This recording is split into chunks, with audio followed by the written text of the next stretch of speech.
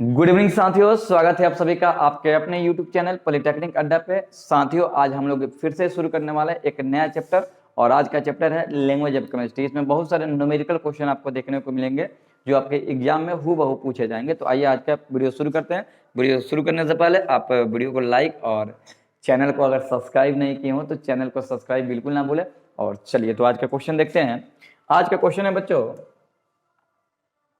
आज का क्वेश्चन है कह रहा है कि मरकरी का प्रतीक क्या होता है। SI होता है कि Hg होता है कि Sn होता है कि Mr होता है।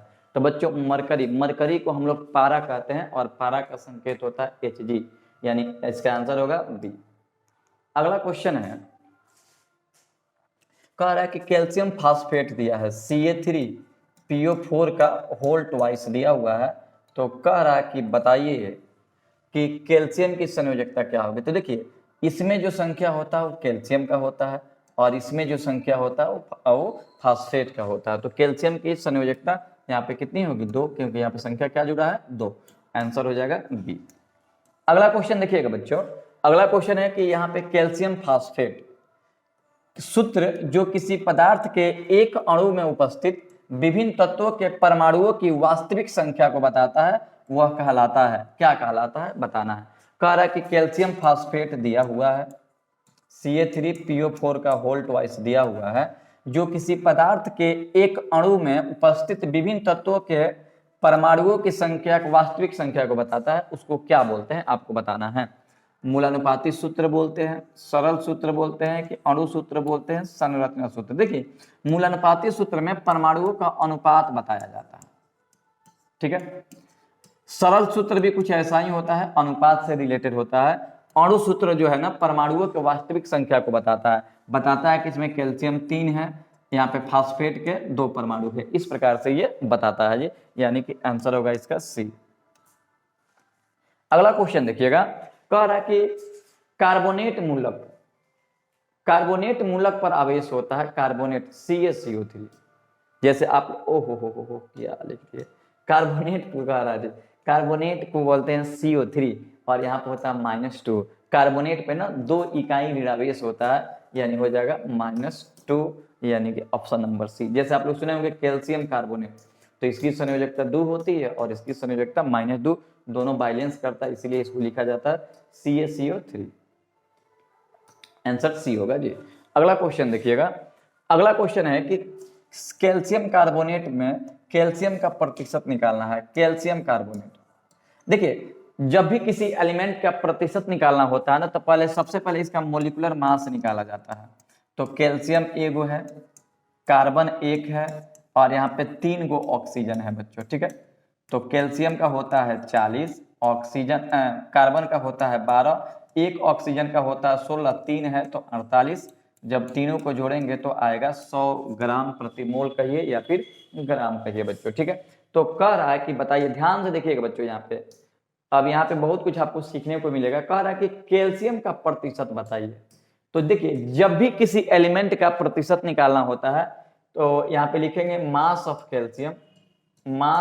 कैल्शियम बटा पूरा अणु का मास, यानी कि CaCO3 का मास, इसको मोलिकुलर मास कहते हैं और परसेंटेज में लाना है तो 100। तो कैल्शियम का मास आप लोग जानते हैं 40 होता है, कैल्शियम चूंकि एगो है तो कैल्शियम का 40 होता है तो 40, और CaCO3 का मास कितना है, यहाँ पे 100 आया है तो 100 और यहाँ पे गुणे में 100, 100 से 100 कैंसिल, कितना होगा 40%, ठीक है। तो ऑप्शन क्या सही होगा जी? ऑप्शन सही होगा बी नंबर, ठीक है। देखिए, न्यूमेरिकल क्वेश्चन है तो इत्मीनान से आपको बनाना चाहिए, क्योंकि इत्मीनान से जब आप बनाए रहिएगा तो एग्जाम में एकदम ऐसे ही पूछे जाएंगे, तो फिर आपको किसी भी प्रकार की दिक्कत नहीं होगी, ठीक है। तो न्यूमेरिकल तो बनाना बिल्कुल नहीं ना भूले। अगला क्वेश्चन देखते हैं। अगला क्वेश्चन है, कह रहा है कि C2H6, इसका नाम तो आप लोगों को सुना ही होगा, C2H6, इसको बोलते हैं इथेन। नाम क्या होगा इसका? इथेन। कह रहा है कि इथेन में ना कार्बन का प्रतिशत निकालिए। तो सबसे पहले इसका मास निकालेंगे, इस मास को मोलिकुलर मास कहते हैं। तो यहाँ 2 गो कार्बन है बच्चों और 6 हाइड्रोजन है, प्लस 6 हाइड्रोजन है। तो करेंगे क्या, 2 कार्बन का होता है 12, ये 6 और हाइड्रोजन का होता है 1, तो 12 दूना 24 और 6 30 हो जाएगा। ठीक है, मास कितना हो गया, तो 30 हो गया। अब कह रहा है कि कार्बन का प्रतिशत निकालना है, कार्बन का प्रतिशत, तो परसेंटेज ऑफ कार्बन निकालेंगे। तो कार्बन की संख्या, तो 2 गो कार्बन है और टोटल यहाँ पे क्या होता है, अणुभार होता है, यानी इसका अणुभार गुणे 100। तो आइए बनाते हैं, 2 का 2, कार्बन कितना है, 1 है, 1 का कितना होता है 12। C2H6 था, तो C2H6 का भार कितना निकाले हैं, 30 निकाले हैं, और ये 100 का 100 कटाएंगे। तो 6 दूना 12, 6 पच्चे 30, इसको इससे कटाएंगे तो 20 पच्चे 60, 20 दूना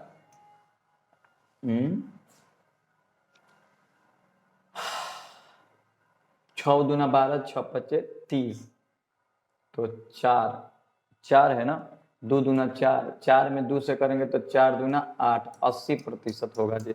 कार्बन इसमें कितना प्रतिशत है बच्चों, तो कार्बन का इसमें योगदान है 80% का, ऑप्शन नंबर बी सही होगा जी। ठीक है, आगे बढ़ते हैं। अगला क्वेश्चन देखिएगा, अगला क्वेश्चन है कि कॉपर सल्फेट इंटू पेंटाहाइड्रेट, इसका नाम होता है नीला थोथा। देखिए बच्चों, पॉलिटेक्निक में कई बार पूछा जा चुका है कि नीला थोथा का फॉर्मूला क्या होता है। तो फॉर्मूला क्या होता है, CuSO4 इंटू 5H2O। ठीक है, इसमें भी कह रहा है कि जल का प्रतिशत निकालो, तो पहले हम दोनों का मास निकाल लेंगे बच्चों। तो आइए निकालना शुरू करते हैं। इनमें कह रहा है कि कॉपर का मास दिया है 63.5, सल्फर का दिया है 32, ऑक्सीजन का 16, इतना। तो इसका मास निकालेंगे, तो देखिए कैसे मास निकाला जाता है, देखा जाए। देखिए कॉपर 1 है, सल्फर 1 है, और ऑक्सीजन यहाँ पे 4 है। ठीक है, प्लस इसको एक साथ निकाल देते हैं, 5 जल है। ठीक है, कॉपर का होता है 63.5, होता नहीं है यहाँ पे दिया भी है, ऐसे आपको याद भी होगा। प्लस सल्फर का होता है 32, ऑक्सीजन का होता है 4, और ये 16 का 16, 5 का 5 गुणे जल का होता है 18। तो जब इसको हल करेंगे तो 63.5 प्लस 32 प्लस 16 चौका 64 प्लस 18 पच्चे 90, जब सबको जोड़ेंगे तो आइए हम ऐड कर देते हैं। आप लोग अपने मन से ऐड करते रहिएगा, क्योंकि काफ़ी लेंदी है, काफ़ी बड़ा है। ठीक है, जब इसको हम ऐड करेंगे कितना है 63.5, तो आएगा 249.5 ग्राम। कितना आएगा मास कितना आएगा, तो 249.5 आएगा, 249.5। तो कह रहा है ना कि आप किसका परसेंटेज निकालिए, तो H2O का परसेंटेज निकालिए। तो परसेंटेज निकालने का अभी इसके पहले भी हम लोग देखेंगे कि जल की संख्या, तो कौ गो जल है, 5 गो जल है, बटा टोटल अणु यानी कि CuSO4 इंटू 5H2O गुणे 100 का 100। ठीक है, तो अभी 5H2O कहाँ से निकाले हुए अलग देखो तो कितना है, 18 पच्चीस 90 आया है, तो ऊपर 90, और ये हो जाएगा 249.5 गुणे 100। जब इसको हम हल करेंगे तो हल करने के बाद जब इसको कटाएंगे तो आएगा 36%। कितना प्रतिशत आएगा जी, 36% आएगा। तो 36% ही आपका आंसर होगा, ऑप्शन नंबर ए। ठीक है, अगला क्वेश्चन देखते हैं। अगला क्वेश्चन क्या है, अगला क्वेश्चन है कि एल्युमिनियम की संयोजकता 3 है तथा सल्फेट आयन की संयोजकता 2 है। देखिए एक एल्युमिनियम दिया है, बड़ा सुंदर क्वेश्चन है जी, और ये है सल्फेट। कई बार एग्जाम में पूछा जाता है इस प्रकार के क्वेश्चन। एल्युमिनियम की संयोजकता 3 और सल्फेट की संयोजकता यहाँ पे 2 दिया है, एल्युमिनियम का 3 दिया है। तो कह रहा है कि यौगिक बनाओ, तो क्रॉस मल्टीप्लाई कर देंगे।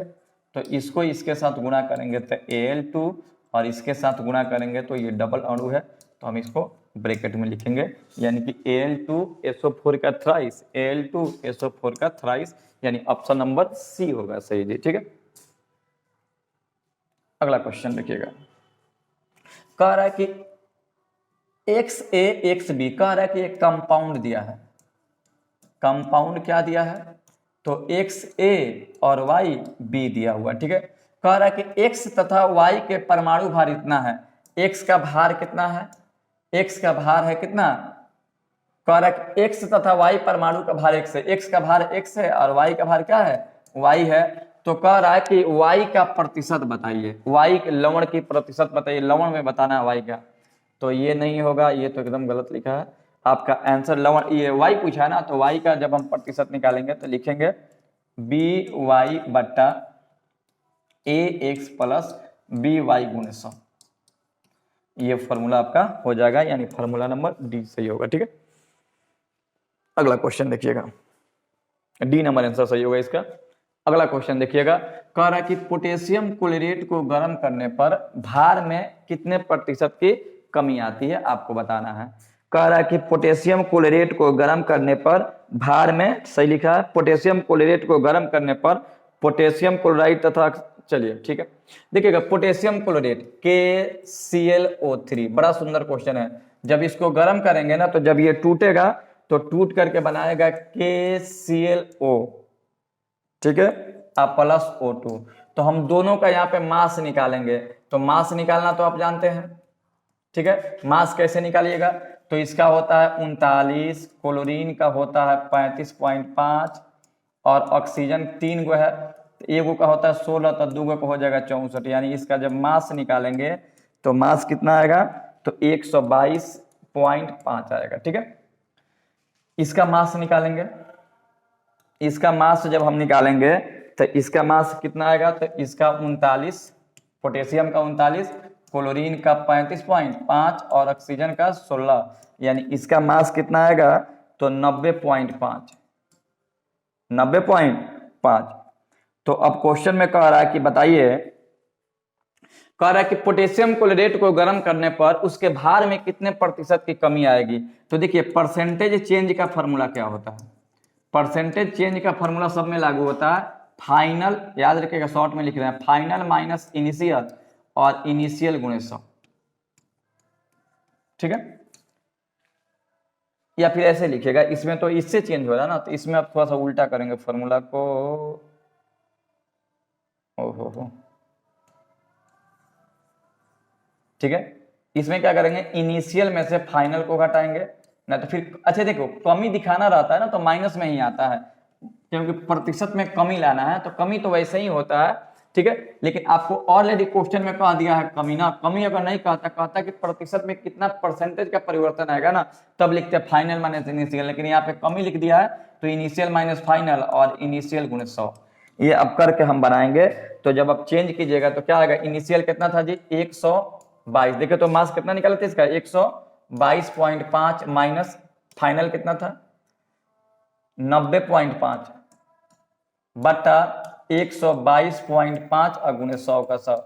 जब इसको हम कटाएंगे तो कटाने के बाद आंसर आएगा 26.12 या 18। ठीक है, 18 आ जाएगा। ठीक है, यही आपका आंसर हो जाएगा 26.18, कर लीजिएगा जी। ठीक है, आंसर नंबर डी सही होगा। ठीक है, अगला क्वेश्चन देखते हैं, अच्छे से देख लीजिए बच्चों। अगला क्वेश्चन है कि सूत्र जो किसी पदार्थ के एक अणु में उपस्थित विभिन्न तत्वों के परमाणुओं के अनुपात को व्यक्त करता है, उसे क्या कहलाता है। देखिए, जो वास्तविक संख्या को व्यक्त करता है उसे अणु सूत्र कहते हैं, और जो अनुपात को व्यक्त करता है उसे मूलानुपाती सूत्र कहा जाता है। तो मूलानुपाती प्रतीक अणु सूत्र की संरचना, तो आपका आंसर होगा ए, मूलानुपाती सूत्र, यानी ऑप्शन नंबर ए सही होगा जी। अगला क्वेश्चन देखते हैं। अगला क्वेश्चन है कि निम्नलिखित में से किसका रासायनिक समीकरण से ज्ञात नहीं किया जा सकता। कह रहा है कि निम्न में से कौन ऐसा टर्म है जिसको रासायनिक समीकरण से ज्ञात नहीं किया जा सकता है। इसको ज्ञात लिखना है, ज्ञात नहीं किया जा सकता है। गैसों के आयतनात्मक अनुपात, अभिकारकों एवं उत्पादों की भारात्मक अनुपात, ये भी निकाल सकते हैं, ये भी निकाल सकते हैं। ऊष्मा का अवशोषण और उत्सर्जन उपयुक्त सभी, तो ये तो गलत है। देखिए ये सही है तो गलत है, गलत है।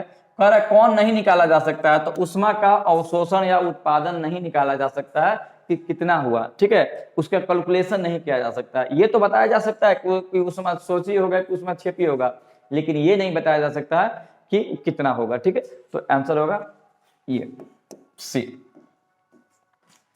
अगला क्वेश्चन देखिएगा, कह रहा है कि एक कार्बनिक यौगिक के मात्रात्मक आकलन पर निम्न आंकड़े प्राप्त हुए। कह रहा है कार्बन इतना, हाइड्रोजन इतना और नाइट्रोजन इतना। कह रहा है कि यौगिक का सरलतम सूत्र ज्ञात करें। जब भी ऐसा क्वेश्चन आता है तो आप यहाँ पे डब्बा बनाते हैं, लिखते हैं एलिमेंट, ठीक है, उसके बाद से लिखते हैं कि परसेंट, उसके बाद से लिखते हैं मास, जो मास उसका है, उसके बाद उसका निकालते हैं रेशियो, और तब आप मूलानुपातिक सूत्र निकालते हैं। तो चलिए बना देते हैं इसको। इतना आप लोग बना लीजिएगा। इस क्वेश्चन को बनाने के लिए जब भी ऐसा क्वेश्चन आपको दिखाई देगा, कार्बन है, हाइड्रोजन है और नाइट्रोजन है। कार्बन का प्रतिशत है 6.66%, नाइट्रोजन का प्रतिशत है, सॉरी हाइड्रोजन का ओहो यहाँ पे देखो जी, कार्बन का प्रतिशत है 20, ठीक है। हाइड्रोजन का प्रतिशत है 6.66 और इसका प्रतिशत है 46.67, ठीक है। मास, कार्बन का मास होता है 12, हाइड्रोजन का मास होता है 1 और नाइट्रोजन का मास होता है 14, ठीक है। अब देखो क्या करेंगे, रेशियो निकालेंगे। रेशियो निकालने का फॉर्मूला होता है कि परसेंटेज बट्टा मास, परसेंटेज बट्टा मास। तो देखिए, तो इसका रेशियो निकालेंगे तो परसेंटेज कितना, 20/12, 6.66 बट्टा 1। फॉर्मूला याद रखिएगा, रेशियो निकालने का परसेंटेज बट्टा मास करते हैं, ठीक है ना, परसेंटेज बट्टा मास। कैसे निकालते हैं, तो इसको निकालने का तरीका है कि हम लिखेंगे परसेंटेज बट्टा मास। तो देखो, तो अगर इसका रेशियो निकालना हो तो परसेंटेज 20, तो 20 और मास कितना है 12, तो 12। इसका निकालेंगे तो वैसे ही ये भी और ये भी हो जाएगा 46.67/14। रेशियो निकालने में एक बार मिला लेते हैं, क्वेश्चन ठीक है या नहीं, कोई परसेंटेज में कोई दिक्कत नहीं हुई, या फिर उसके बाद हम भाग लगा देते हैं जी। तो क्या 20 में 12 से भाग लगाएंगे तो 1.67 आएगा, ठीक है। और इसमें भाग लगाएंगे तो 6.66 आएगा, और इसमें आप भाग लगाइएगा, 14 से भाग दीजिएगा। अरे यार क्या क्वेश्चन है,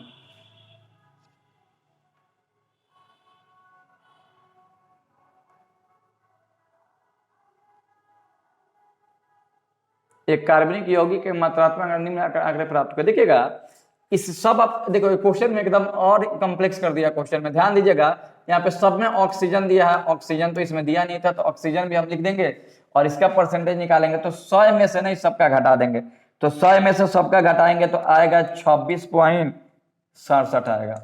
मतलब ये था कि देखिए, कंपाउंड तो हम देख रहे हैं तो इसमें कार्बन है, हाइड्रोजन है, नाइट्रोजन है, ऑक्सीजन है, लेकिन इसमें कार्बन दिया है, हाइड्रोजन दिया है, नाइट्रोजन दिया, ऑक्सीजन नहीं दिया। तो ऑक्सीजन का परसेंटेज क्या होगा, तो सबका परसेंटेज जोड़ेंगे, 20, 6 पॉइंट इतना और इतना जोड़ करके 100 में से घटा देंगे, तो 100 में से इसका परसेंटेज निकलेगा 100 माइनस टोटल, इसको जोड़ेंगे ना तो आएगा कितना, ठीक है,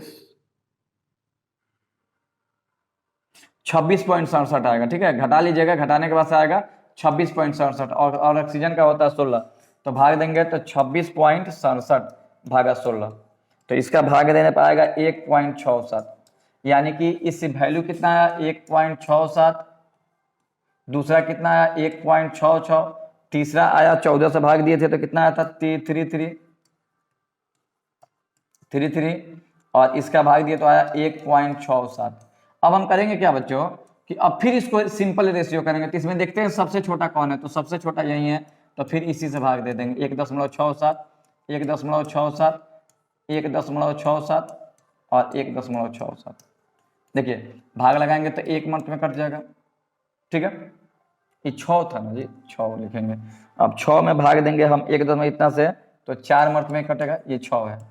ये कितना मंथ में कटेगा, तो 2 मंथ में कटेगा, और ये 1 मंथ में कटेगा, ठीक है। यानी कि आपका जो सिंपल फॉर्म था क्या आ गया, 1, 4, n और 2 और इतना, यानी कि नाइट्रोजन, सॉरी क्या था जी, क्वेश्चन में क्या क्या दिया था, तो क्वेश्चन में दिया था, ये लॉन्ग क्वेश्चन है और जगह का यहाँ पे थोड़ा है अभाव।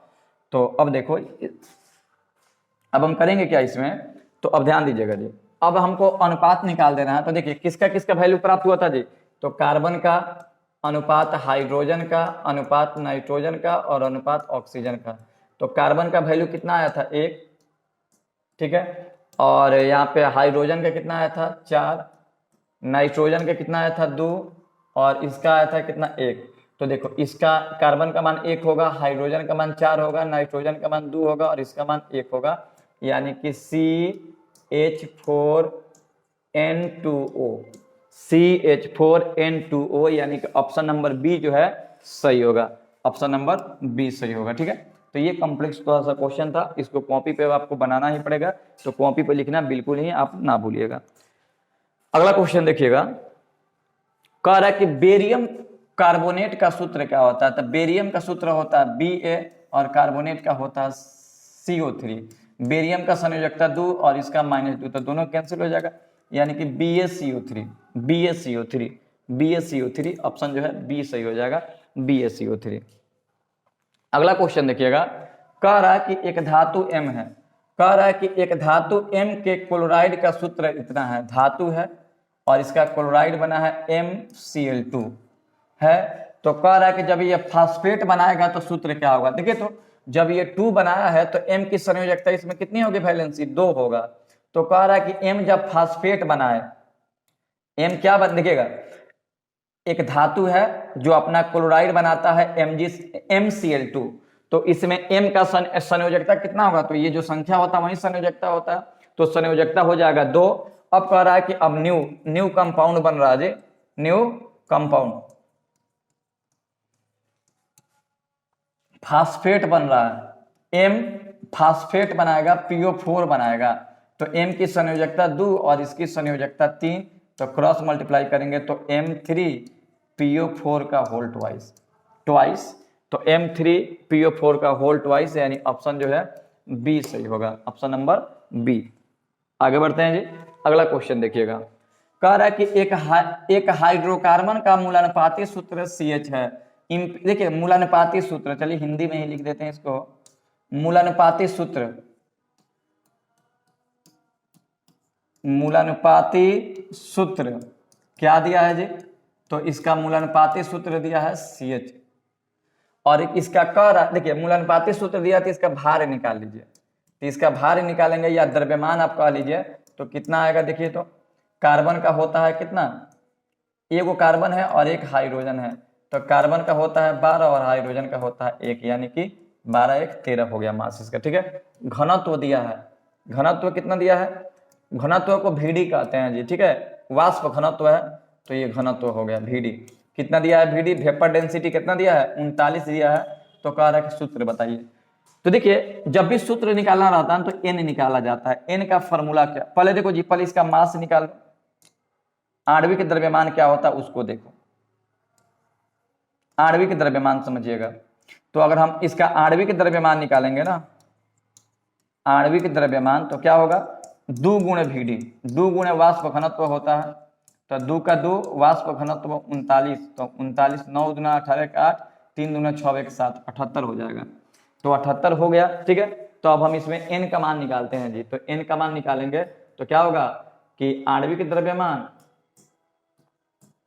आणविक द्रव्यमान n का वैल्यू यहां पे निकालेंगे, आणविक द्रव्यमान बट्टा, ठीक है, n बराबर क्या होगा, आणविक द्रव्यमान बट्टा मूलानुपाती सूत्र, मूलानुपाती सूत्र का द्रव्यमान, सूत्र का द्रव्यमान, ये फॉर्मूला होता है। तो आणविक द्रव्यमान कितना है बच्चों, तो आणविक द्रव्यमान अभी निकाले हैं तो 78 आया है, 78, और ये कितना था 13 था, तो 13 छक कितना होता है 78 हो गया C, यानी n का मान हो गया C। अब आपको क्या निकालना है, अणु सूत्र निकालना है, तो अणु सूत्र का फॉर्मूला होता है, सूत्र का कि n गुणे मूलानुपाती सूत्र, मूलानुपाती सूत्र होता है, ठीक है।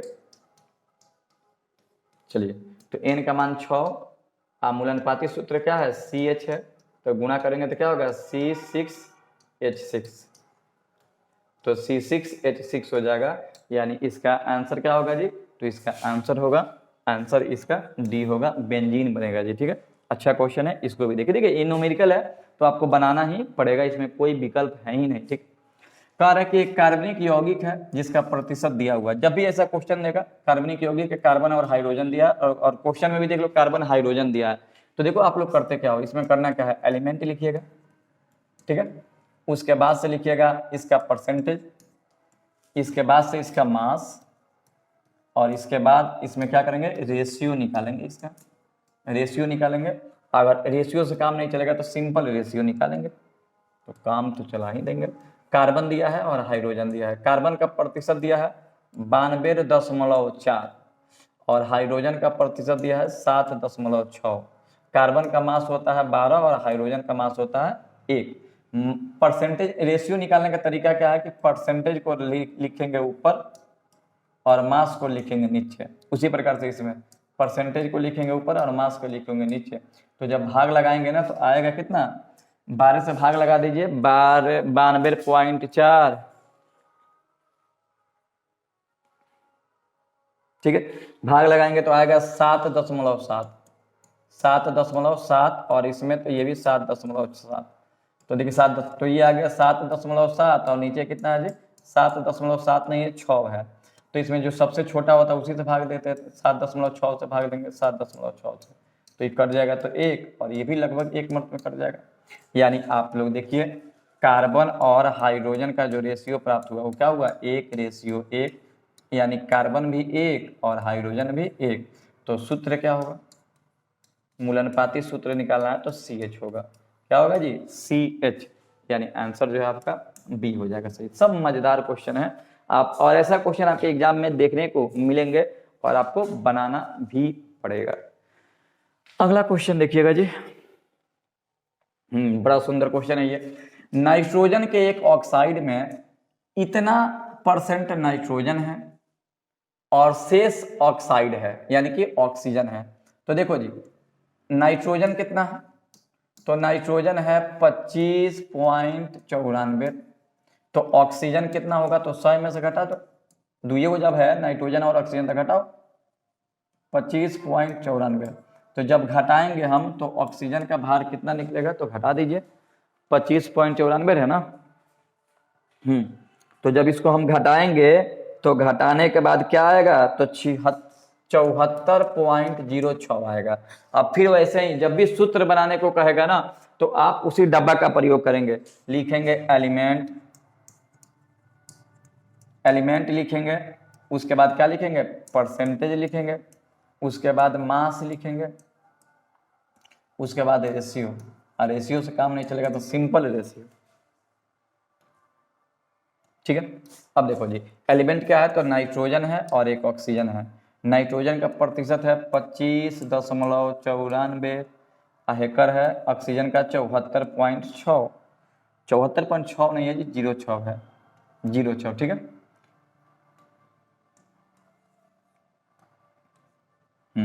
कितना है, 74.06।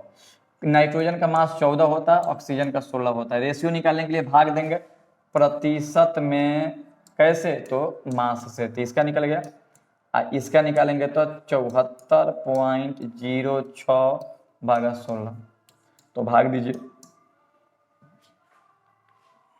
भाग जब देंगे तो इससे कटेगा 1.85 और इसको भाग देंगे तो आएगा 2.49, ठीक है। अब क्या करेंगे कि देखेंगे दोनों में छोटा कौन है, जो छोटा होगा उसी से भाग दे देंगे। तो आइए इसको क्लियर करते हैं। तो इसमें आप क्या करो कि 1 छोटा करने का तरीका क्या है, सिंपल फॉर्म में लाएंगे तो जो छोटा होता है उसी से भाग दे देते हैं, ठीक है। तो इससे भाग देंगे तो 1 और इससे भाग देंगे तो कितना आएगा, भाग देने पे 4 आया था ना जी, 16 चौका 64 होता है, ये 4 आएगा। तो अब भाग देंगे तो आएगा 4.62 था। तो ध्यान दीजिएगा जी, देखिए इसको समझिएगा, देखिएगा कितना है, 74.06 में 16 से जब भाग दीजिएगा आप तो आएगा कितना, 16 से भाग देने पर आएगा 4.62।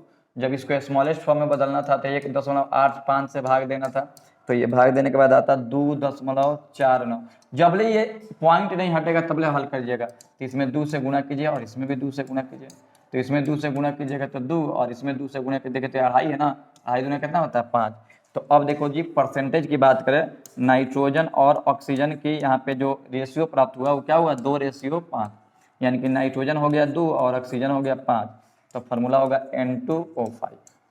क्या होगा बच्चों, N2O5 होगा, यानी ऑप्शन नंबर डी होगा। अच्छे से इसको स्क्रीनशॉट कीजिए और इसको लिखिए अच्छे से, ठीक है। अगला क्वेश्चन देखिएगा, अगला क्वेश्चन है, ये भी शानदार क्वेश्चन है। और देखो जी बनाएंगे कैसे। कह रहा है कि 200 ग्राम CaCO3 को तेज गर्म करने पर CaO की मात्रा प्राप्त होती है। देखिए क्वेश्चन क्या है, दो पार्ट में दिया है क्वेश्चन।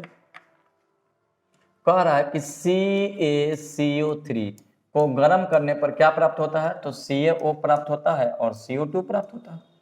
ठीक है, पहला स्थिति है। दूसरा क्या है, कह रहा है कि जब CaO को हम जल से अभिक्रिया कराएंगे, किससे अभिक्रिया कराएंगे जी, जल से, तो जल से अभिक्रिया कराने को बनता है CaOH का होल ट्वाइस। लेकिन क्वेश्चन में क्या कह रहा है, सुनिएगा ध्यान से। क्वेश्चन में कह रहा है कि 200 ग्राम CaCO3 को तेज गर्म करने पर CaO प्राप्त होता है। CaO प्राप्त हो गया। कह रहा है कि प्राप्त होती है, उसकी अभिक्रिया जल से कराने पर, जल से कराने पर जल का कितने ग्राम की आवश्यकता पड़ेगा, ये आपको बताना है कि कितना ग्राम आपको जल रहेगा कि वह CaO से अभिक्रिया करेगा। क्वेश्चन समझ गए होंगे आप लोग। क्वेश्चन एक बार फिर से समझिएगा। इसको गर्म करने पर यह प्राप्त होता है, इसको गर्म करने पर यह प्राप्त होता है। कह रहा है कि इसकी अभिक्रिया जल से कराना है तो कितना ग्राम जल का आवश्यकता चाहिए। तो पहले हम इसको हल कर लेते हैं। देखिए CaCO3 का मास जब निकालेंगे ना हम, तो आएगा 100 ग्राम। ठीक है, संगमरमर का यानी कैल्शियम कार्बोनेट का भी कुछ देर पहले हम लोग मास निकाले थे, 100 आता है। इसका मास निकालिएगा, इसका मास तो कितना लगेगा जी, कैल्शियम का होता है 40, एकर होता है कितना 16, तो 40 और 16 कितना होता है 56 ग्राम हो जाएगा। ठीक है, कह रहा है कि 200 ग्राम CaCO3 को गर्म करते हैं, 200 ग्राम CaCO3 को गर्म करते हैं तो कितना ग्राम प्राप्त होगा उसको देख लेते हैं। देखो तो 100 ग्राम को प्राप्त कर रहा है, तो देखिए 100 ग्राम CaCO3 से 56 ग्राम CaO प्राप्त होता है।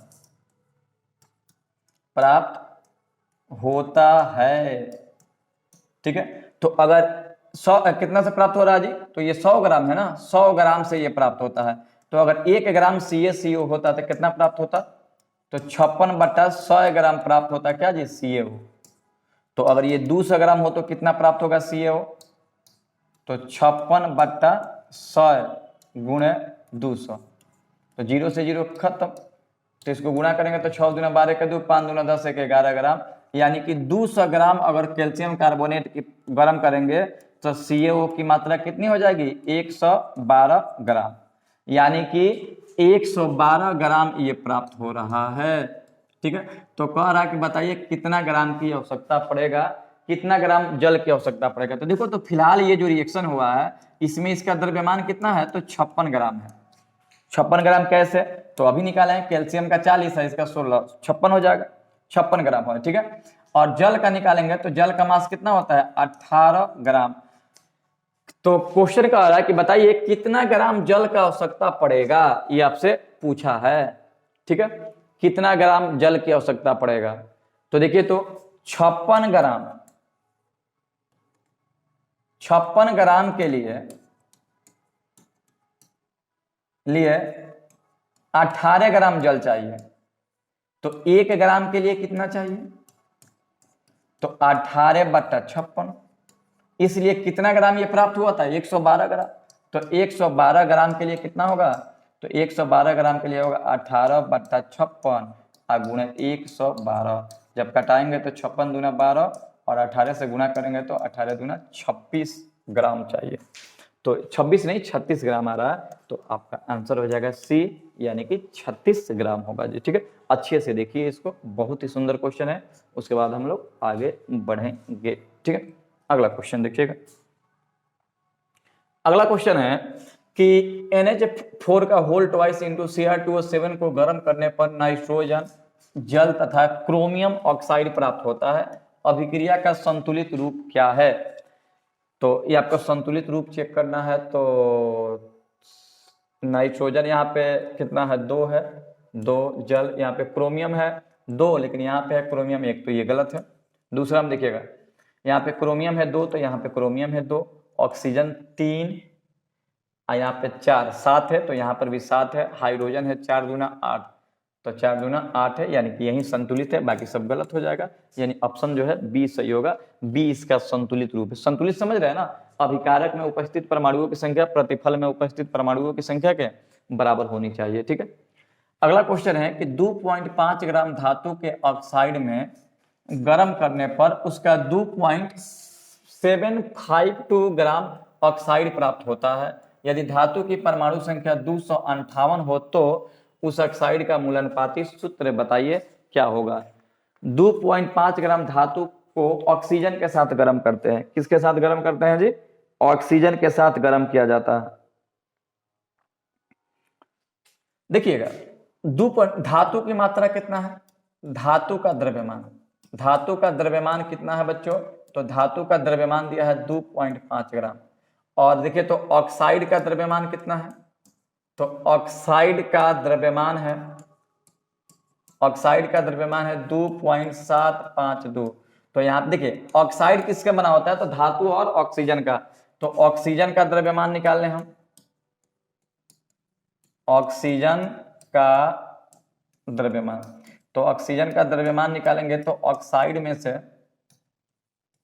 किसको घटाएंगे? ऑक्साइड में से हम घटा लेंगे धातु का द्रव्यमान। समझिएगा बच्चों फिर से एक बार, देखिए धातु का एक ऑक्साइड दिया हुआ है जिसका द्रव्यमान है 2.752 और उसमें धातु कह रहा है कि हम इतना ग्राम है 2.5 ग्राम। तो ऑक्सीजन कितना होगा? तो ऑक्सीजन इतना होगा, घटा देंगे। तो ऑक्सीजन का द्रव्यमान घटाएंगे तो निकलेगा कितना? तो 0.252 ग्राम। ठीक है, 2.2 ग्राम निकलेगा। तो देखिए मूलानुपाती सूत्र निकालना है तो पहले तुल्यांकी भार निकालेंगे। तो तुल्यांकी भार किसका तुल्यांकी भार? तो धातु का तुल्यांकी भार निकालेंगे, उसी से तो फॉर्मूला निकालना है। तो तुल्यांकी भार का फॉर्मूला क्या होता है? धातु का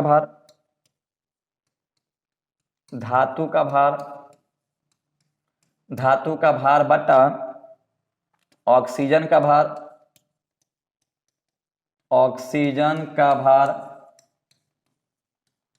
गुणे 8 हो जाएगा।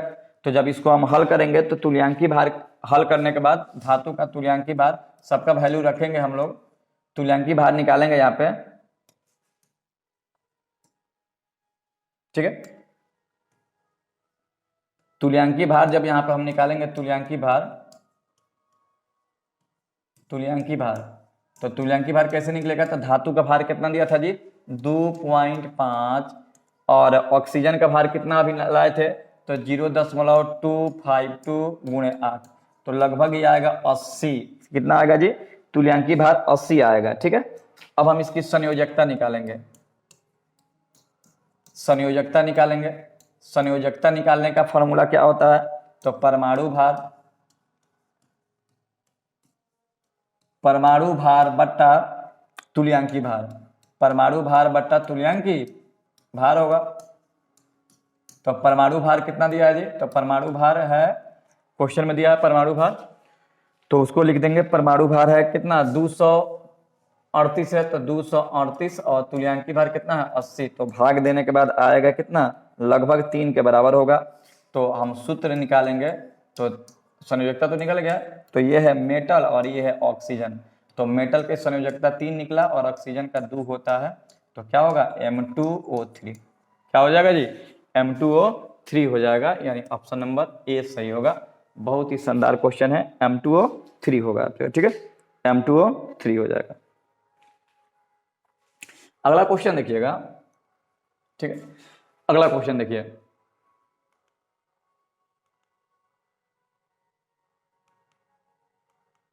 अगला क्वेश्चन है, कह रहा है कि एक कार्बनिक यौगिक में हाइड्रोजन इतना है, कार्बन इतना है और शेष ऑक्सीजन है।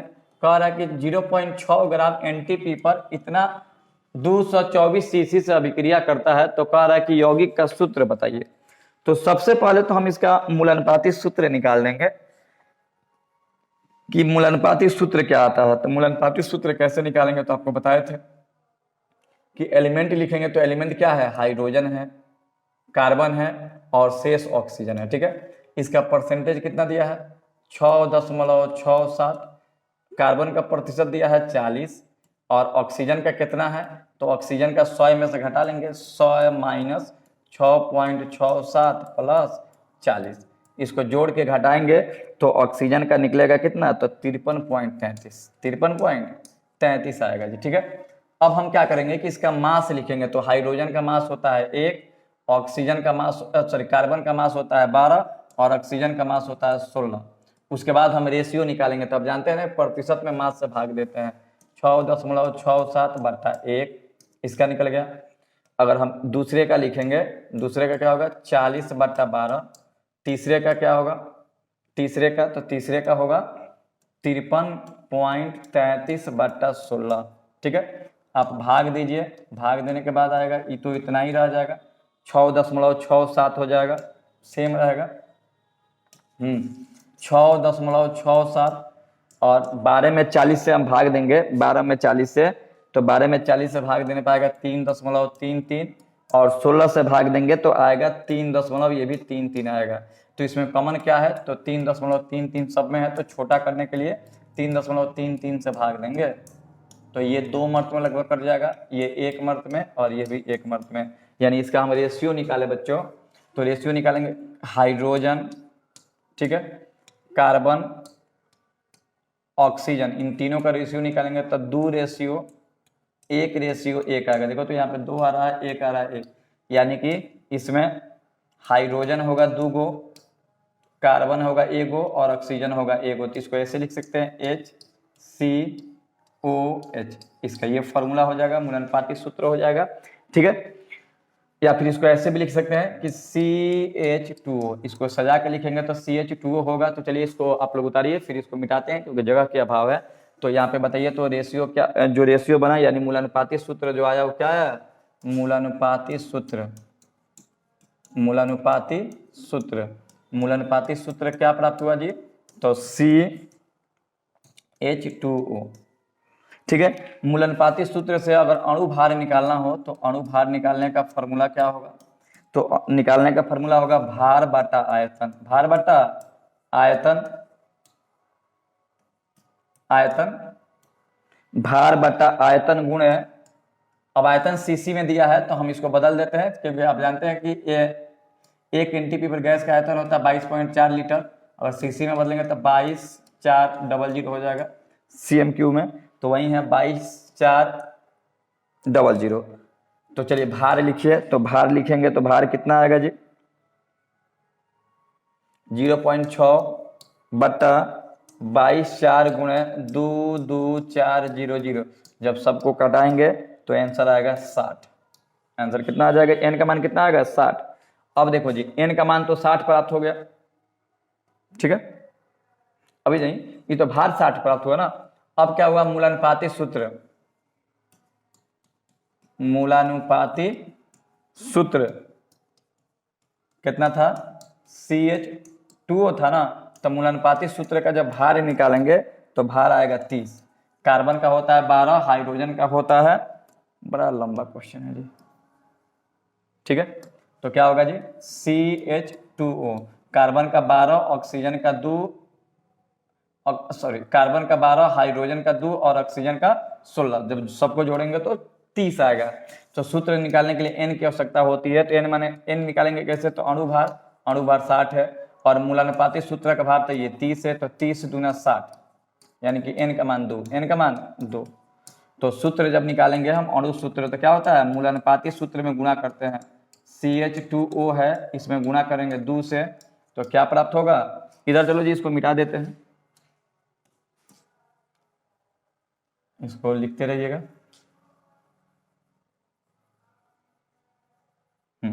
चलिए, तो क्या प्राप्त होगा, इसमें हम जब आप गुणा कीजिएगा तो आएगा C2H4O2, यानी इसको आप लिख सकते हैं कैसे, तो आप इसको सजा सकते हैं, CH3 कर सकते हैं। जब आप इसको सजाइएगा तो आएगा CH3COOH, यानी एसिटिक एसिड आ जाएगा। बहुत लेंदी क्वेश्चन था जी, CH3COOH, यानी कि आपका आंसर नंबर डी सही हो जाएगा। ठीक है, चलिए जी अगला क्वेश्चन देखते हैं। अगला क्वेश्चन देखिएगा, अगला क्वेश्चन है कि निम्न में से कौन सा समीकरण संतुलित है। तो संतुलित करना तो आप लोग जानते होंगे, संतुलित कैसे किया जाता है। कौन सा संतुलित समीकरण है, तो आप लोग संतुलित करते रहिएगा। ऑप्शन नंबर बी जो है संतुलित है, ठीक है, बाकी सब संतुलित नहीं है। आयनिक समीकरण को बैलेंस करने वाला क्वेश्चन है, ठीक है ना, आयनिक का ये क्वेश्चन है। चलिए अगला क्वेश्चन है कि 46 ग्राम सोडियम की जल से क्रिया कराने पर कितने ग्राम हाइड्रोजन की आवश्यकता होती है। देखिएगा सोडियम है, सोडियम की अभिक्रिया आप कराना है जल से, ठीक है, तो अभिक्रिया कराओगे तो क्या प्राप्त होगा, NaOH प्राप्त होगा और प्लस हाइड्रोजन प्राप्त होगा। तो कह रहा है कि 46 ग्राम, देखिए ये है कितना ग्राम, तो 23 ग्राम। सोडियम का द्रव्यमान 3 होता है, सॉरी 3 नहीं जी, सोडियम का द्रव्यमान क्या होता है, 23 होता है। सोडियम का द्रव्यमान जो है कितना होता है, 23 होता है। अच्छा इसको बैलेंस भी कर देते हैं, इसको ऐसे लिखिएगा थोड़ा सा। चलिए रिएक्शन फिर से हम लिखते हैं इसका। देखिए सोडियम है, ठीक है, सोडियम की अभिक्रिया कराया जा रहा है किससे, तो जल से कराया जा रहा है। तो जल से कराएंगे तो सोडियम हाइड्रोक्साइड प्राप्त होगा, NaOH प्लस हाइड्रोजन प्राप्त होगा। तो जब भी इस प्रकार क्वेश्चन आएंगे तो बैलेंस करेंगे, तो इसको 2 से गुणा करेंगे, इसको भी 2 से और इसको भी 2 से, ठीक है। आपका क्वेश्चन है सोडियम में और हाइड्रोजन में। देखिए ये एक, देखिए 2 का 2, एक सोडियम का द्रव्यमान होता है 23, यानी कि ये 46 ग्राम। तो देखो तो ये खुद 2 ग्राम है, 2 मोल सोडियम है, और यहाँ पे अभिक्रिया करके एक हाइड्रोजन प्राप्त होता है। तो 2 हाइड्रोजन है तो 2 एकम 2, तो कह रहा है 2 ग्राम ये भी होगा। तो कह रहा है कि बताइए 46 ग्राम, 23 में 46 होता है, 46 ग्राम सोडियम होगा तो कितना ग्राम हाइड्रोजन होगा, तो 2 ग्राम हाइड्रोजन होगा। इसमें क्या सोचना है, तो 2 ग्राम हाइड्रोजन होगा जी, ठीक है। तो इसका आंसर हो जाएगा बी नंबर। तो इसी के साथ बच्चों आपका ये सेशन होता है समाप्त। आप वीडियो को अच्छे से देखिए, क्योंकि ये पूरा सेशन जो था न्यूमेरिकल से भरा पड़ा है, कि यानी खाली न्यूमेरिकल का इसमें क्वेश्चन दिया हुआ है। तो आप लोग वीडियो को अच्छे से देखिए और लिखिए भी। चैनल पर आप लोग नए हैं तो चैनल को सब्सक्राइब भी कीजिए। इस वीडियो में इतना ही, जय हिंद।